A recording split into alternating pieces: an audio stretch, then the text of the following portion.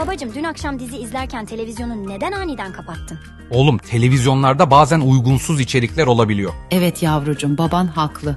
Televizyonda gördüğümüz her şey uygun olmayabilir. Biz annen ve baban olarak bundan sonra bu tür uygunsuz sahnelerle karşılaşmaman için çok çabalayacağız. Alo, Rütük mü? Evet, buyurun. Ben toplum ahlakına uygun olmayan içerikler yayınlayan bir televizyon kanalı hakkında şikayetçi olmak istiyorum. Tabii ki. Şikayetinizi işleme alıyorum. Şikayetlerinizi Rütük internet sayfasından da gerçekleştirebilirsiniz. İnternete girip Rütük yazıyoruz. Ardından şikayet ve beğenileriniz butonuna tıklıyoruz. Önce kişisel bilgilerimizi yazıyoruz. İletişim bilgilerimizi yazıp sayfayı aşağıya kaydırmaya devam ediyoruz. Bildirim bölümüne geliyoruz. Sonrasında ise şikayet etmek istediğimiz kanal adını, diziyi veya programı yazıyoruz. Son olarak şikayet edeceğimiz dizinin veya programın hangi tarihteki ve saatteki bölümünü şikayet edeceğimizi seçip gönder butonuna tıklıyoruz.